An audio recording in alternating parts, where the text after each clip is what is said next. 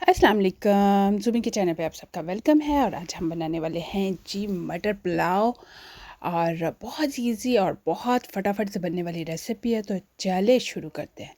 सबसे पहले हमने ना चावल भिगो के रख लिए हुए हैं 1 कप, और उनको 20-25 मिनट जो है ना हम भिगो देंगे। तो उसके बाद हमने लिया एक प्याज और उसको इस तरह ना बड़ा बड़ा काट लिया है।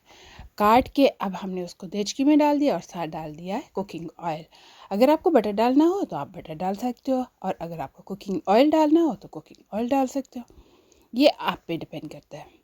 तो अब हम प्याज को पकाएंगे, और प्याज को इतना पकाएंगे कि ये गोल्डन ब्राउन हो जाए। इतनी देर हमने पकाना है।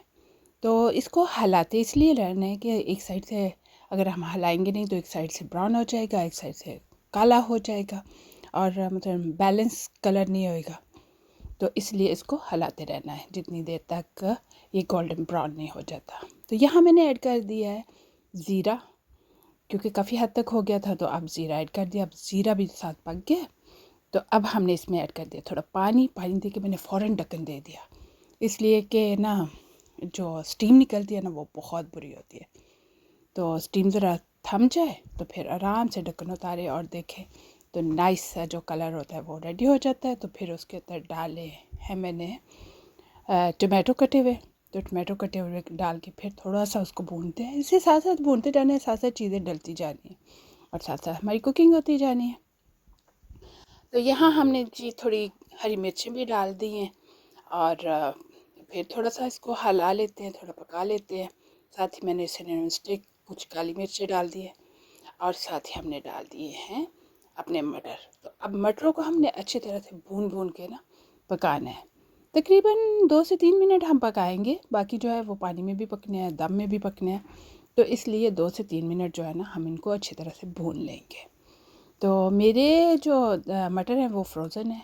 तो डेफ़िनेटली आपके पास फ्रेश मटर होंगे या नहीं होंगे भी तो फ्रोज़न रियली गुड। जो भी आपके पास हो आप ले सकते हो। तो यहाँ हमने इसमें डाल दिया नमक, और नमक डाल के हम इसका साथ थोड़ी सी चिली फ्लेक भी मैंने डाल दी है, और थोड़ी सी पिंच ऑफ काली मिर्च थी तो मैंने वो भी डाल दी है। अब डिब्बा खोला हुआ था तो मैंने कुछ ना कुछ डाल दिया, मतलब काली मिर्च डाल दी थी। तो अगर आपको ज़्यादा स्पाइसी लगे तो बेशक जो मिर्चें हैं उनमें कमी कर लें। तो फिर हम इसको अच्छी तरह से हला देते हैं, हला के भून भून के थोड़ा सा पकाते हैं। थोड़ा सा पक जाएगा अच्छी तरह तो फिर हम इसके अंदर ऐड कर देंगे पानी। तो अब हमने 1 कप अगर चावल लिए थे तो हमने 2 कप इसमें पानी डालना है। तो इसमें मैंने 2 कप पानी डाल दिया है, और देखिए पानी उबल गया है। और पानी जब उबल जाए इस तरह तो इसमें हम अब चावल डाल देंगे। तो चावलों का पानी अच्छी तरह से निचोड़ लेना है। ये नहीं कि चावलों के अंदर अगर पानी हुआ और डाल दिया तो फिर ज़्यादा ख़राब हो जाएंगे, सॉफ्ट हो जाएंगे बहुत सारे चावल ना। तो इसलिए पानी अच्छी तरह निचोड़ लेना है तो फिर चावल डालने। तो ये लें जी। अब हम इतनी देर पकाएंगे कि चावलों का पानी जो है वो 95% जो है ना वो ख़त्म हो जाए, और 5% जो है ना वो रह जाए। तो देखिए हमारे चावल कितने अच्छे से वो पक रहे हैं, और पानी काफ़ी हद तक हमारा जो है ना वो ख़त्म हो गया है। तो यहाँ मैंने थोड़ा सा हरा धनिया डाल दिया। अब हरे हरे चावल पका रहे हैं तो इसमें हरा धनिया भी जाएगा। तो ये देखें जी बहुत ज़बरदस्त सा तैयार हो गया। और ये देखें, आप देख सकते हो पानी को। तो ये देखें थोड़ा सा नीचे रह गया, और बाकी ऑलमोस्ट ख़त्म हो गया। तो यहाँ हम 2 मिनट और देंगे इसको, क्योंकि थोड़ा सा ज़्यादा लग रहा है। तो फिर हम अब पता क्या करेंगे, दम दे देंगे। और हीट जो है हम वेरी लो कर देंगे। आप टी टावर से दम दे लो, या हैवी ढक्कन से दम दे दो, या मेरी तरह आलू फॉइल से दम दे दो, जैसे आपका दिल करे। तो उनकी टाइमिंग वही है, 10 मिनट जो है वो लो हीट पे करना है, और 10 मिनट जो है ना वो चूल्हा बंद करके करना है दम। तो उसके बाद खोलना है। तो ये देखिए अमेजिंग ज़बरदस्त से चावल जो है हमारे तैयार हो गए हुए हैं। और अब हम इनको अच्छी तरह से खोल लेते हैं। यह है कि जब दम खोलते हैं ना तो चावलों को अच्छी तरह से नीचे से खोल लेना चाहिए, ताकि उल्ट पुल्ट कर लो, लेकिन एहतियात और प्यार से, वरना वो नीचे वाले चावल जो होते हैं वो नीचे ही रह जाते हैं और वो सख्त हो जाते हैं। सख्त मीनिंग कि आपस में जुड़ जाते हैं। तो इस तरह अगर एक दफ़ा अच्छी तरह हिला लिया जाए तो ज़बरदस्त से चावल जो है वो तैयार हो जाते हैं। तो चलिए इन्हें डिश आउट करते हैं और आप लोगों के साथ शेयर भी करती हूँ। तो यहाँ मैंने ले लिया ट्रे और उसमें हमने लगा लिए हैं अपने चावल, मटर पुलाव।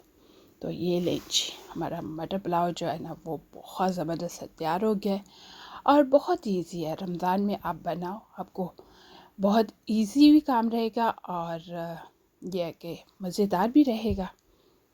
तो ये लीजिए अब हम अपने जो हैं सारे चावल जो वो निकालते हैं। इसमें मैंने रायते की जो है ना वो नहीं शेयर की इसमें वीडियो, लेकिन मैंने सैलेड की जो वीडियो है ना वो साथ शेयर की हुई है। तो वो भी ज़रूर देखिएगा ताकि आप इसके साथ एक मज़ेदार जो है ना वो सैलेड भी बना सको। तो ये बहुत मज़ेदार जो है, अगर आपको मेरी वीडियो अच्छी लगे तो चैनल को लाइक, सब्सक्राइब और शेयर ज़रूर कीजिएगा और कमेंट्स बॉक्स में कमेंट्स भी ज़रूर दीजिएगा। तो ये जी चावल हमारे देखिए कितने ज़बरदस्त से जो है ना वो तैयार हो गए। तो चलें दूसरी रेसिपी को भी शुरू कर लेते हैं, जो कि सैलेड की है और बहुत आसान और फटाफट से बनने वाला और बहुत अच्छा और हेल्थी सैलेड है। तो ये हैं बीन्स, किडनी बीन्स भी इसे कहते हैं, राजमा भी कहते हैं।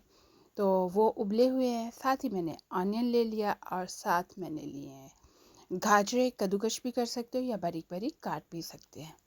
और साथ हमने ले लिए टमाटो और साथ मैंने ले लिया है ऑलिव ऑलिव जैतून, वो भी मैंने डाल दिया और साथ कुछ हरा धनिया और सबसे मज़ेदार चीज़ जो इसमें है मैंगो।